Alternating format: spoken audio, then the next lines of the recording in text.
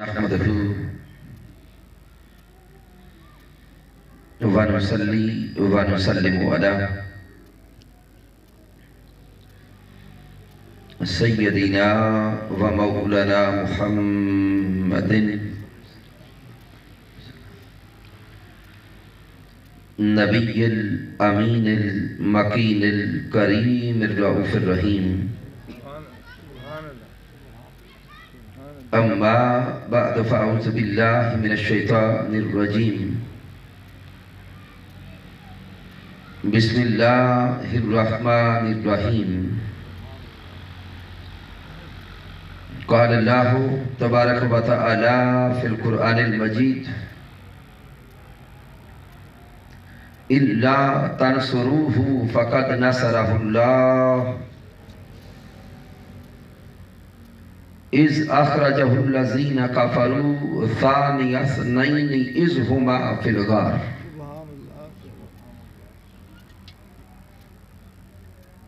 إذ يقول لصاحبه لا تحزن إن الله معنا. صدق الله مولانا العظيم. إن الله وملائكته يصلون على النبي يا أيها الذين آمنوا صلوا عليه وسلموا تسليما. اللهم صل على سيدنا محمد وعلى آل سيدنا. اللہ رب العزت کی توفیق سے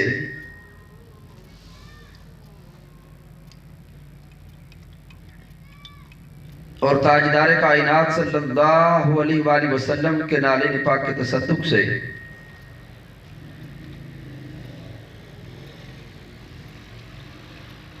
کبیر والا کی سرزمین پر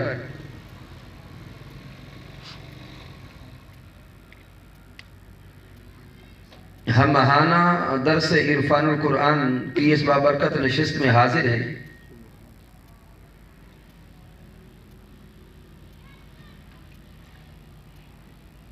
ماہ جمادی الثانی ہے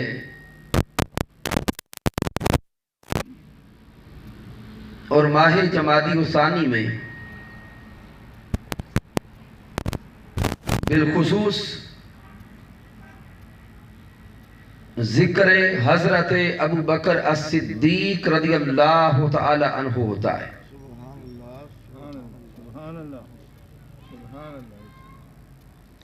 اس لیے ہمارے آج کے درس عرفان القرآن کا موضوع بھی شان حضرت ابو بکر الصدیق رضی اللہ تعالی عنہ ہے.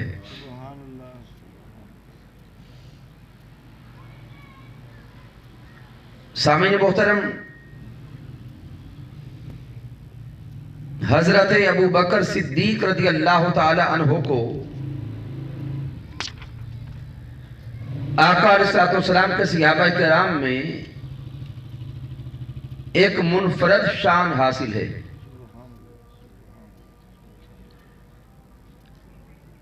اور وہ انفرادیت یہ ہے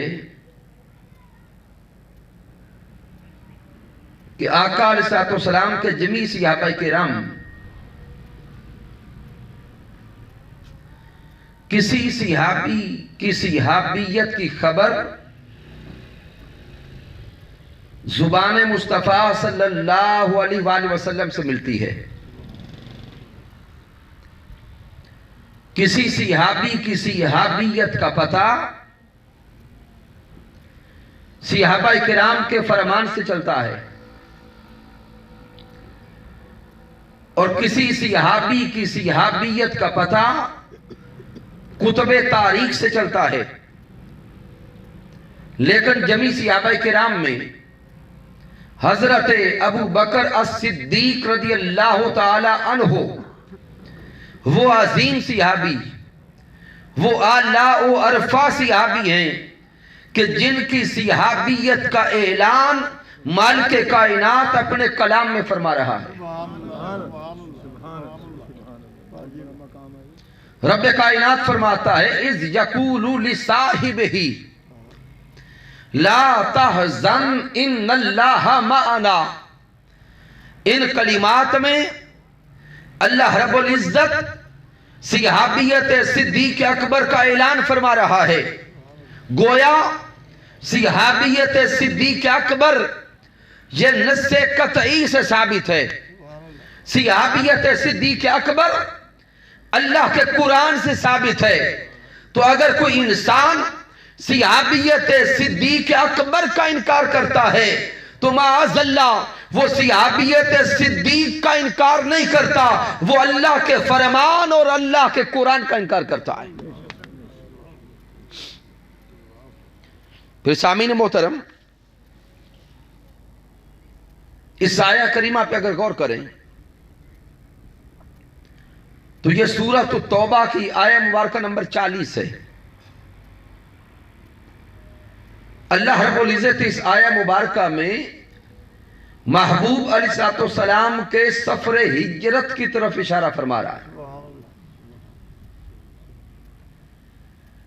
کہ جب آقا علیہ السلام امام الانبیاء تاجدار کائنات صلی اللہ علیہ وآلہ وسلم مکہ کو چھوڑ کے مدینہ کی طرف ہجرت فرما رہے تھے،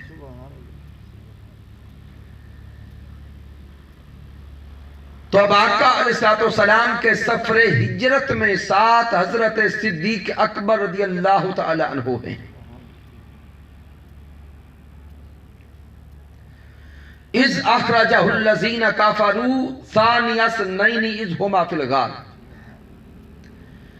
اذ اخرجہ میں سفر کا بیان ہے، اور سفر ہجرت بھی بڑا لطیف سفر ہے، اور دوران سفر حضرت صدیق اکبر کا حال کیا تھا کہ آقا علیہ السلام کے ساتھ چل رہے تھے، کبھی چلتے چلتے اچانک دوڑ کے حضور کے آگے ہو جاتے، کبھی اچانک دوڑ کے آقا کے پیچھے ہو جاتے، کبھی چلتے چلتے بھاگ کے دائیں طرف ہو جاتے، کبھی بائیں طرف ہو جاتے۔ میرے آقا مسکرا کے فرماتے ابو بکر ماجرا کیا ہے؟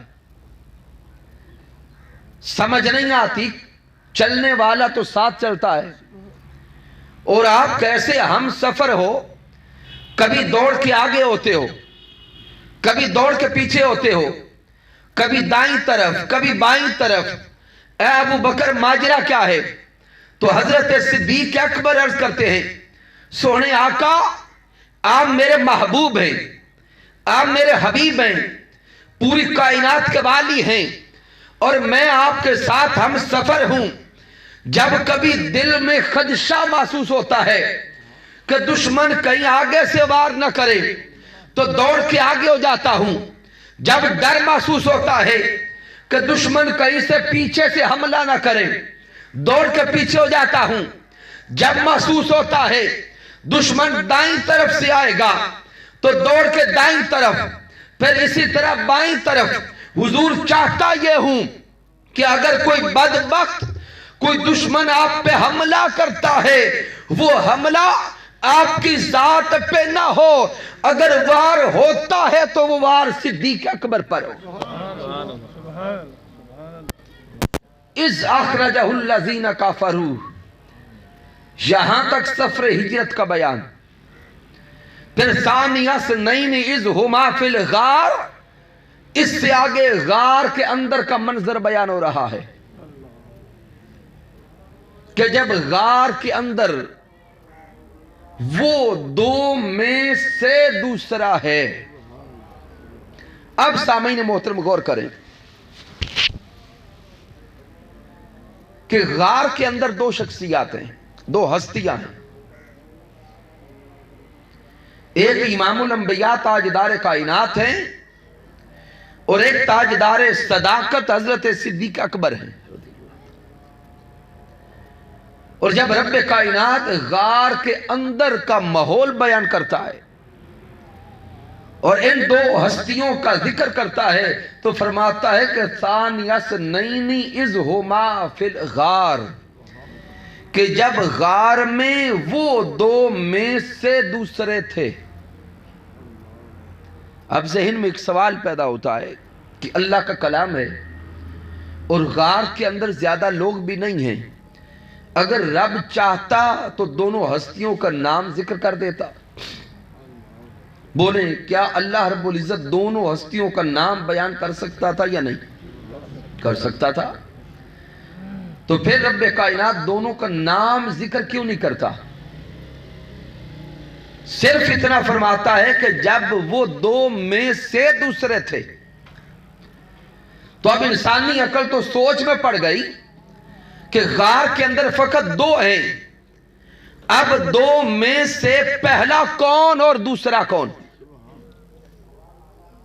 تو سامعین آئیے اسی آیہ کریمہ پہ غور کریں اور تلاش کریں کہ جب اللہ فرما رہا ہے کہ وہ دوسرے تھے تو آئیے اب سوچیں کہ وہ دوسرے ہیں کون؟ تو قرآن مجید کی اس آیت کو آگے پڑھتے چلے جائیں۔ ثانی اثنین اذ ہما فی الغار، کہ جب وہ غار کے اندر دو میں سے دوسرے تھے، اذ یقول لصاحبہ لا تحزن ان اللہ معنا، اور وہ دوسرے اپنے صحابی سے فرما رہے تھے، اپنے رفیق سے فرما رہے تھے، اپنے ساتھی سے فرما رہے تھے کہ غم نہ کر اللہ ہمارے ساتھ ہے۔ تو سامعین آیہ کریمہ کا سیاق و سباق اور آیہ مبارکہ کے اگلے کلمات یہ واضح کر رہے ہیں کہ غار کے اندر دوسرے وہ ہیں جو یہ بیان کر رہے ہیں کہ غم نہ کر اللہ ہمارے ساتھ ہے، غم نہ کر اللہ ہمارے ساتھ ہے۔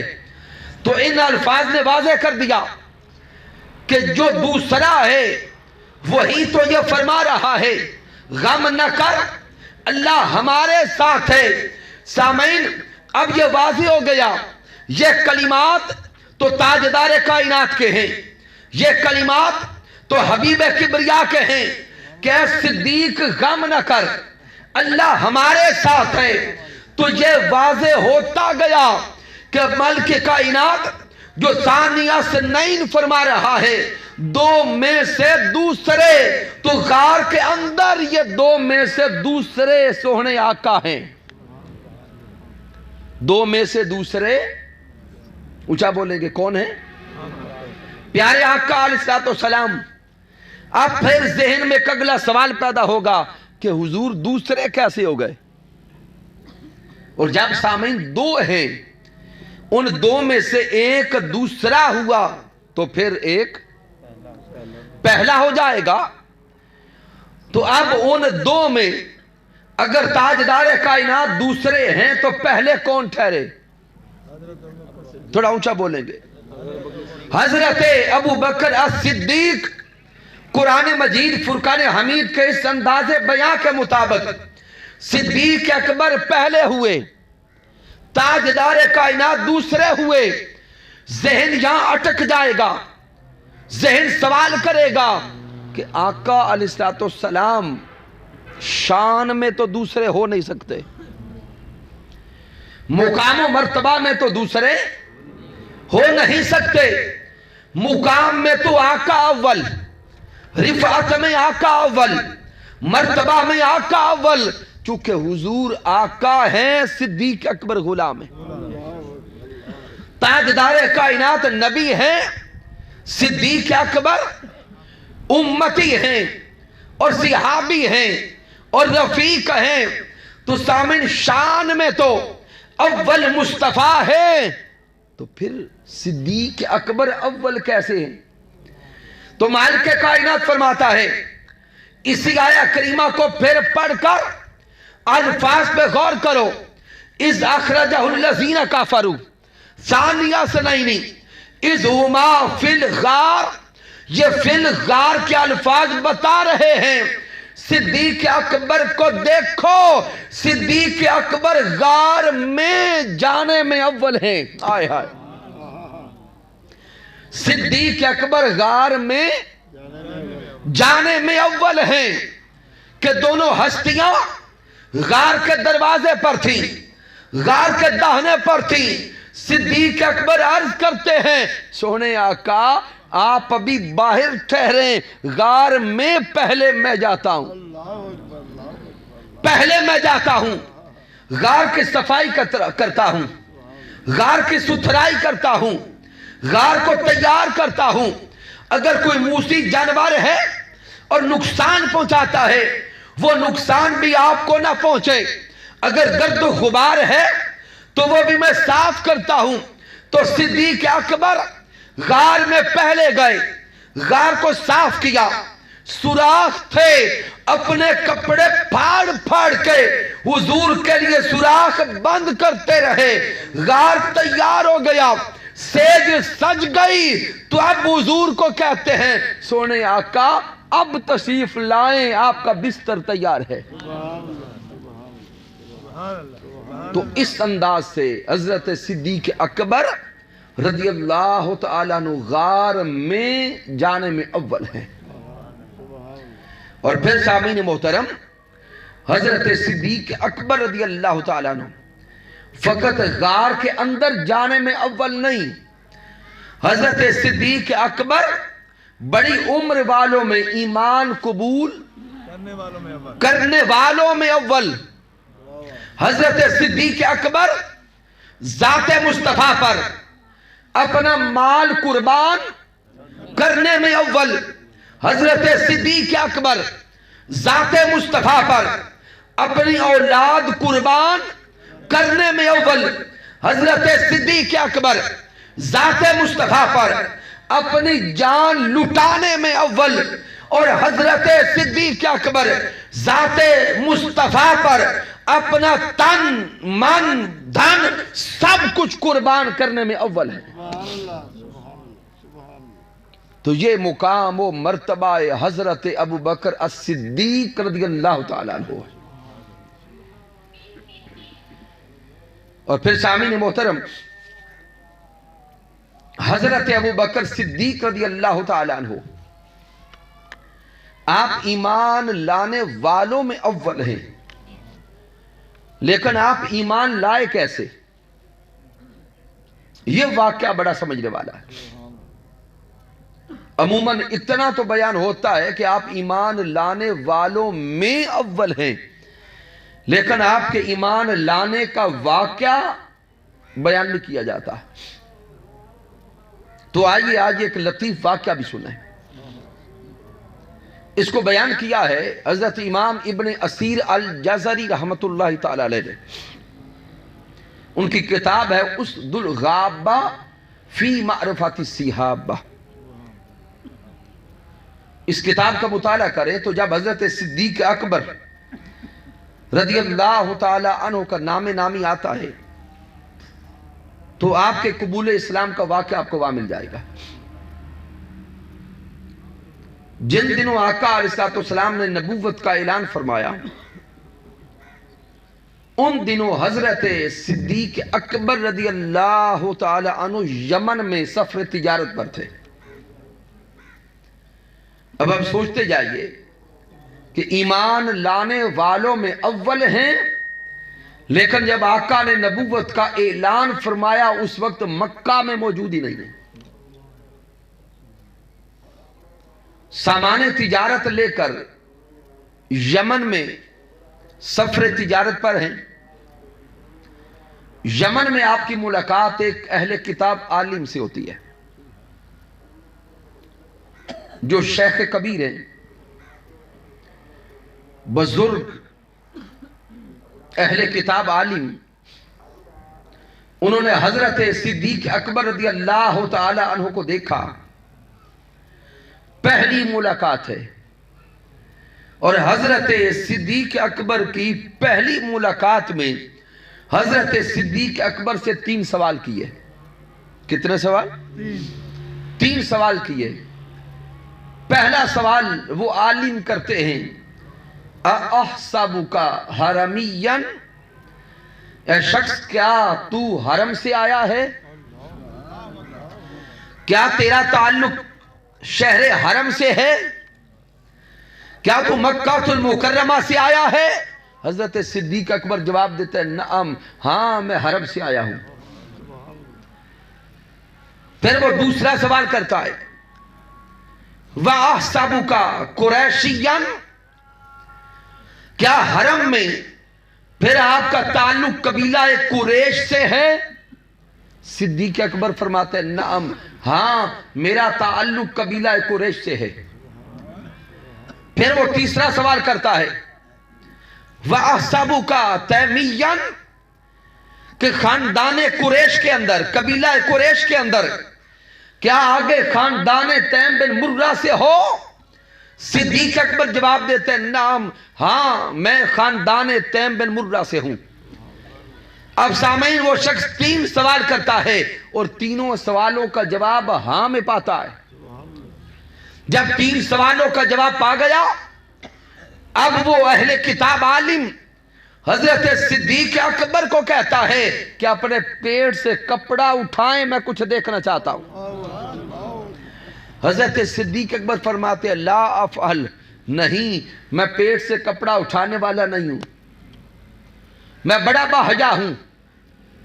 वो शख्स अब बोल के कहता है कि ऐ हरम से आने वाले, मेरे पास तेरी 4 निशानियां हैं और एक रिवायत के मुताबिक 5 निशानियां।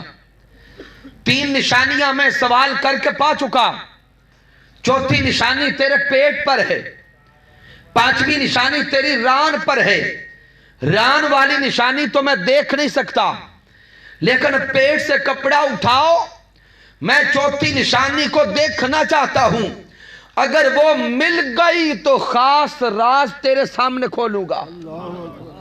अब हजरत सिद्दीक अकबर भी तजस्सुस में आ गए कि क्या बात है।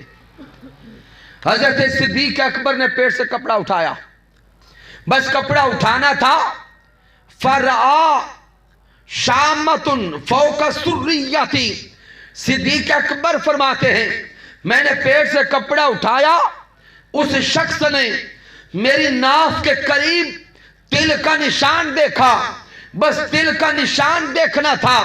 फकाला हुवा रब्बुल काबा अंता व अंता व अंता, वो कहते अल्लाह की इज्जत की कसम, वो शख्स आप ही हो, आप ही हो, आप ही हो जिसके बारे में मैं जानता हूं कि सबसे पहले नबी आखिर ज़मां पे ईमान लाने वाले आप हो गए। वो कहता है मैं हैरान इस वजह से हूं कि वो सारी निशानियां जो पहले ईमान लाने वाले मर्द में हैं वो आप में नजर आ रही है। हैरान इस वजह से हूं कि मक्का की सरजमी पर इमामुल अंबिया ताजदार खत्म नबूवत, नबूवत का ऐलान फरमा रहे हैं और पहला ईमान लाने वाला शख्स अभी यमन में फिर रहा है। वो कहता है मुझे इस बात ने ताज्जुब में डाल दिया। हजरत सिद्दीक अकबर रज़ी अल्लाह ताला अन्हु को जब ये सारा मामला नजर आया, आपने फौरन वापसी का इरादा कर लिया। जो सामान रहता था फौरन खत्म किया, वापस चलने लगे। जब अगले दिन वापस चलने लगे तो फिर उसी अहले किताब आलिम के पास गए। कहते हैं कि मैं उस सोहने नबी की बारगाह में जा रहा हूं, तेरा कोई पैगाम है तो बता, मैं वो पैगाम भी पहुंचा दूं। अब वो अहले किताब आलिम अपनी जगह से उठा, उसने एक खत उठाया, उसमें हुजूर के नाम सलाम लिखा था, आका के नाम सलाम लिखा था और हुजूर की नात लिखी थी। उसने कहा मेरा ये पैगाम मेरे हबीब के नाम पहुंचा देना। अब सिद्दीक अकबर रज़ी अल्लाह ताला अन्हु वापस पहुंचे। जब वापस मक्का पहुंचे तो मक्का के कुफ्फार सरदार सिद्दीक अकबर का इंतजार कर रहे थे। जो ही हजरत सिद्दीक अकबर वापस तशरीफ लाते हैं, वो मक्का के सरदार आपके पास आ गए।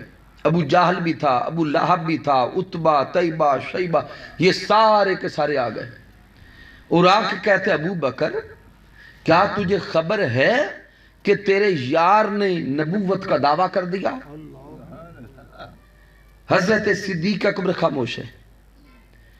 फिर वो बोल के कहते हैं कि ए अबू बकर, ہم نے ابھی تک اس معاملے میں کوئی فیصلہ نہیں کیا کہ کیا کریں، بس آپ کے آنے کا انتظار تھا، اب آپ بتاؤ کیا فیصلہ کیا جائے۔ حضرت صدیق اکبر پھر خاموش ہیں، وہ تیسری بار پھر کہتے ہیں کہ ابو بکر بولو کیا کریں۔ اب صدیق اکبر کہتے ہیں ارے ٹھہر جاؤ، رک جاؤ، پہلے مجھے میرے یار سے ملاقات تو کرنے دو، پھر دیکھتے ہیں کیا کرنا ہے۔ حضرت صدیق اکبر چلتے چلتے حضور کے دروازے پر آئے، وہ کفار سردار بھی ساتھ تھے، وہ پیچھے رک گئے۔ حضرت صدیق اکبر دروازے پہ دستک دیتے ہیں، پیارے محبوب دروازے پہ تشریف لاتے ہیں۔ آقا نے صدیق اکبر کو دیکھا، دیکھتے گئے، میرے آقا فرماتے ہیں یا ابا بکر انا رسولک، اے ابو بکر میں تیری طرف اللہ کا رسول بن کے آیا ہوں، تیری طرف اللہ کا رسول بن کے آیا، میں تیرے لیے اللہ کا رسول بن کے آیا ہوں۔ اب سامعین اگلے الفاظ پہ غور کرنا۔ حضرت صدیق اکبر حضور کے سامنے کھڑے ہیں، عرض کرتے ہیں ما دلیلک، سونیا اس نبوت پر دلیل کیا ہے؟ اور یاد رکھ لیں صدیق اکبر نے یہ دلیل اپنے لیے نہیں مانگی، ان کے لیے مانگی جو نکر میں کھڑے دیکھ رہے تھے۔ حضرت صدیق اکبر کا اپنا حال تو یہ تھا کہ اس سے پہلے بھی کئی بار خواب میں صدیق اکبر کو بتا دیا گیا تھا کہ ابو بکر مبارک ہو، محمد مصطفیٰ جو تیرے یار ہیں وہ اللہ کے پیغمبر ہیں، آپ ان کے صحابی ہیں۔ لہذا حضرت صدیق اکبر کے دل میں کوئی شک و شبہ نہیں تھا، یہ دلیل وقت کی ضرورت تھی، ان کے لیے مانگ رہے تھے جو پیچھے دیکھ رہے تھے۔ حضرت صدیق اکبر عرض کرتے ما دلیلک، پیارے آقا دلیل کیا ہے؟ اب آقا کے جواب پہ واری جان، پیارے حبیب کے جواب پہ غور کرنا۔ صدیق اکبر عرض کرتے حضور دلیل کیا ہے؟ میرے مصطفیٰ فرماتے ہیں اے ابو بکر الشیخ الذی لقیت بالیمن، ابو بکر کیا میری نبوت پر وہ یمن کا شیخ دلیل کم ہے جس سے مل کے آ رہے ہو، آئے جس سے ملاقات کر کے آئے ہو؟ حضرت صدیق اکبر شوقڈ ہوئے، لیکن اپنے آپ کو سنبھال کے آگے پھر عرض کرتے ہیں وَكَمْ مِنْ شَيْخٍ، سنیں آقا وہاں تو کئی شیوخ سے ملا ہوں، وہاں تو کئیوں سے ملاقات ہوئی، آپ کس شیخ کی بات کرتے ہیں؟ ارے صدقے جائیں حضور کے علم پر، حضور کے مقام پر، حضور کی رفعت پر۔ میرے آقا مسکرا کر فرماتے ہیں ابو بکر وہ شیخ جس نے آتے ہوئے تجھے میری نعت دے کے بھیجا، پیغام دے کے بھیجا، کیا وہ شیخ میری نبوت پر دلیل کم ہے؟ اب حضرت صدیق اکبر سے نعرہ گیا۔ صدیق اکبر وجدانی کیفیت میں ہیں، عرض کرتے ہیں مد یدک رسول اللہ، سونے آقا اپنا ہاتھ آگے بڑھائیں، آقا ہاتھ آگے بڑھائیں۔ میرے آقا ہاتھ آگے بڑھاتے ہیں، صدیق اکبر اپنا ہاتھ دست مصطفیٰ میں دے کے کلمہ پڑھتے ہیں اشہد ان لا الہ الا اللہ۔ سونے آقا میں آپ کی نبوت پہ ایمان لایا، آپ کی صداقت پہ ایمان لایا۔ تو سامعین محترم یہ ہے ایمان افروز واقعہ حضرت ابو بکر الصدیق رضی اللہ تعالیٰ عنہ کے ایمان لانے کا۔ تو حضرت صدیق اکبر رضی اللہ تعالیٰ عنہ بڑی عمر والوں میں ایمان لانے میں اول ہیں۔ اور جان لیں پھر حضرت صدیق اکبر رضی اللہ تعالیٰ عنہ کی جو دین متین کے لیے نوکریاں ہیں، جو قربانیاں ہیں، وہ کسی سے ڈکی چھپی نہیں ہے۔ حضرت صدیق اکبر کی محبت یہ عین ایمان ہے۔ حضرت صدیق اکبر کے ساتھ تعلق حبی یہ ایمان کا حصہ ہے۔ اور اختتام کی طرف آتے ہوئے ٹائم اس سے آگے اگر ایک اور بڑا عجیب اور لطیف واقعہ عرض کرتا ہوں کہ حضرت صدیق اکبر رضی اللہ تعالیٰ عنہ کا جو لقب صدیق ہے یہ آپ کو کب ملا؟ عرف عام میں تو معروف یہی ہے کہ جب آپ نے واقعہ معراج کی تصدیق کی تو آپ کو لقب صدیق سے نوازا گیا،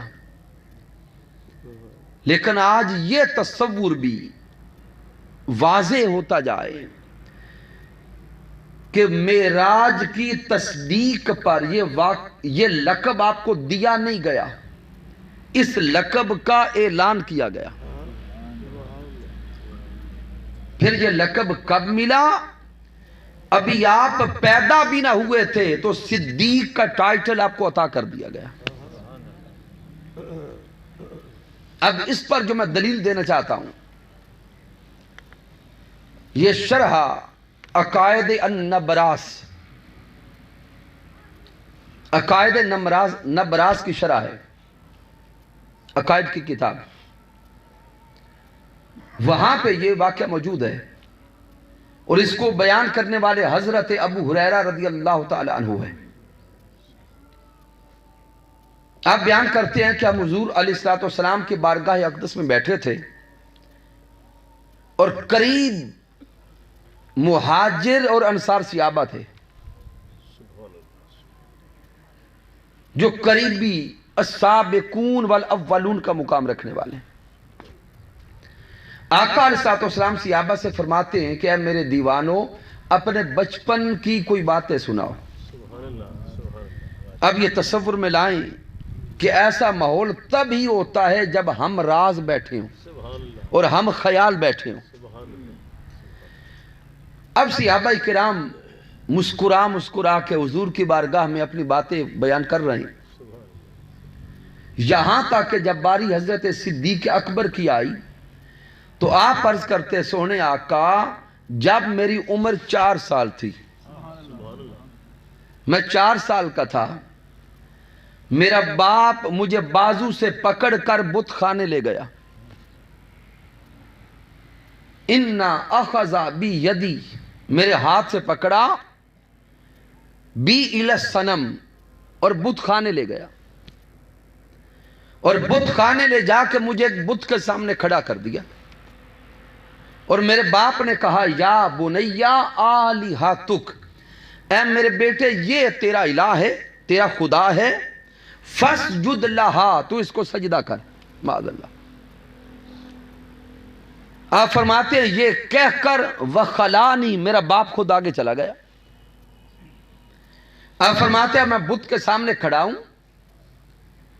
اور بت سے کچھ باتیں کرتا ہوں، عمر 4 سال اور بت سے جو باتیں کی وہ باتیں سنیے گا۔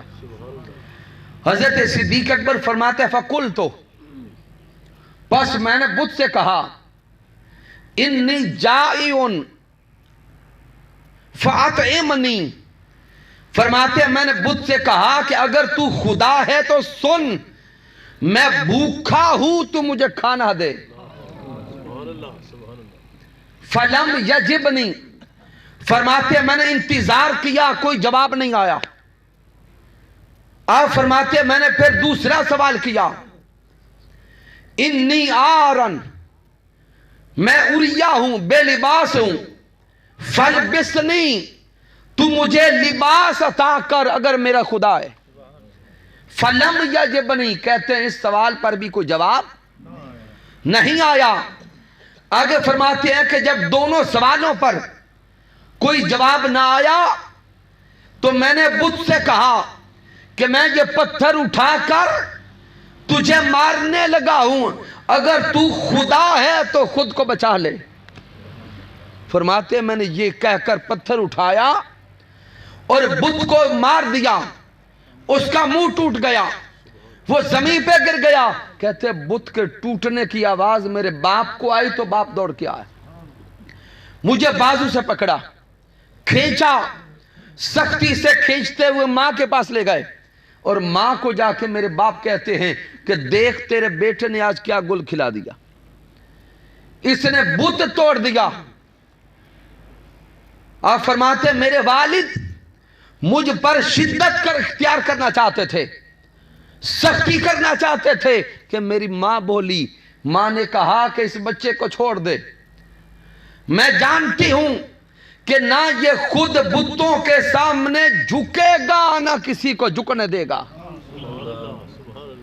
اب آپ کہتے ہیں کہ میرے باپ نے مجھے تو چھوڑ دیا, لیکن میری ماں سے پوچھنے لگا کہ تو کیسے جانتی ہے کہ بچہ تو ابھی 4 سال کا ہے, تجھے کیا پتا اور کیسے پتا کہ یہ بتوں کے سامنے نہیں جھکے گا. آپ فرماتے ہیں کہ پھر میری ماں بول کے کہتی ہیں کہ جب یہ بچہ میری گود میں تھا, میری کوکھ میں تھا, میرے بطن میں تھا, ابھی میرے پیٹ میں تھا, آپ فرماتی ہیں کہ میں معمول کے مطابق بت خانے گئی, بت کے سامنے جھکنا چاہا, لیکن میرے پیٹ میں درد محسوس ہوئی, بت کے سامنے نہ جھک سکی. آپ فرماتی ہیں میں نے محسوس کیا کوئی بیماری ہے, کوئی درد ہے, واپس لوٹ آئی, بت خانے سے نکلی تو درد زائل ہو گئی.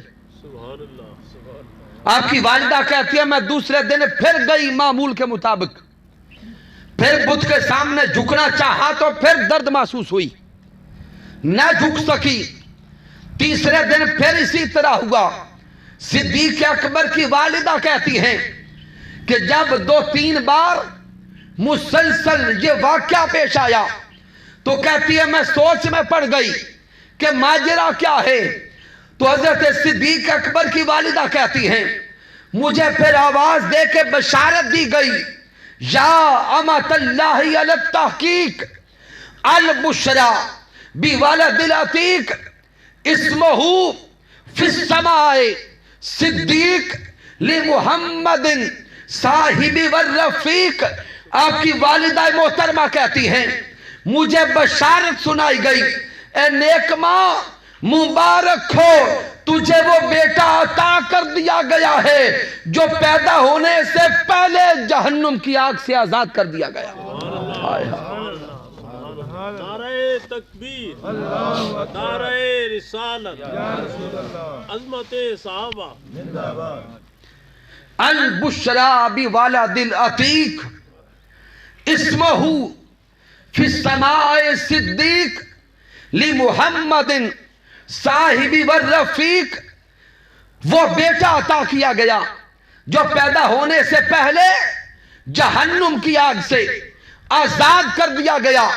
آسمانوں میں اس کا نام صدیق لکھ دیا گیا ہے لمحمد صاحب والرفیق, اور لکھ دیا گیا ہے یہ محمد مصطفیٰ کے صحابی بھی ہوں گے, ساتھی بھی ہوں گے, رفیق بھی ہوں گے, یار غار بھی ہوں گے, صاحب مزار بھی ہوں گے. تو سامعین محترم یہ حضرت ابو بکر الصدیق رضی اللہ تعالیٰ عنہ کا مقام و مرتبہ ہے. اس لیے لازم ہے کہ اگر ہم ایمان کی تکمیل چاہتے ہیں تو ہمارے ہاتھ میں دامن آل مصطفیٰ بھی ہو اور دامن اصحاب مصطفیٰ بھی ہو. ہم حضور کی آل سے بھی محبت کرنے والے ہوں اور حضور کے اصحاب سے بھی محبت کرنے والے ہوں. آج کا یہ دور فتنوں کا دور آ گیا, اور اس دور میں مختلف انداز سے امت کو ٹکڑے ٹکڑے کرنے کی کوششیں کی جا رہی ہیں. کبھی لسانیت کے نام پر, کبھی ملکیت کے نام پر, اور کبھی طرح طرح کے نعروں لگا کر ان نعروں کے ذریعے امت کو بانٹا جا رہا ہے. لیکن یاد رکھ لیں, اگر امت اپنے اندر سکون چاہتی ہے, امن چاہتی ہے, یونٹی چاہتی ہے, اور پھر سے قوت و طاقت دکھانا چاہتی ہے, تو پھر لازم ہے کہ یہ امت خلفائے راشدین کے ساتھ بھی تعلق پختہ کرے اور حضور کی آل کے ساتھ بھی تعلق پختہ کرے۔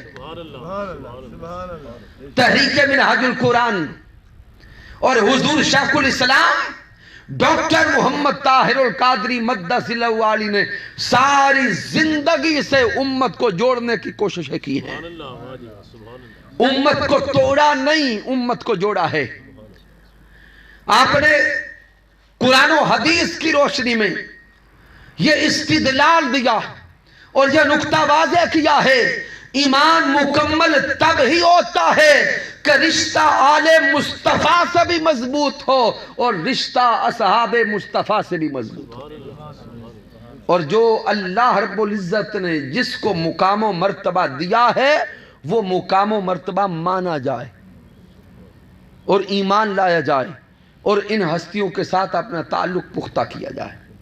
آئیے آج کے درس عرفان القرآن میں ہم یہ ارادہ کریں کہ اللہ رب العزت کی عطا کردہ توفیق سے ہم خلفائے راشدین کے ساتھ تعلق حبی بھی قائم کریں گے اور ان کی عطا کردہ سیرت پر انشاءاللہ تعالی زندگیاں بسر کرنے کی بھی کوشش کریں گے۔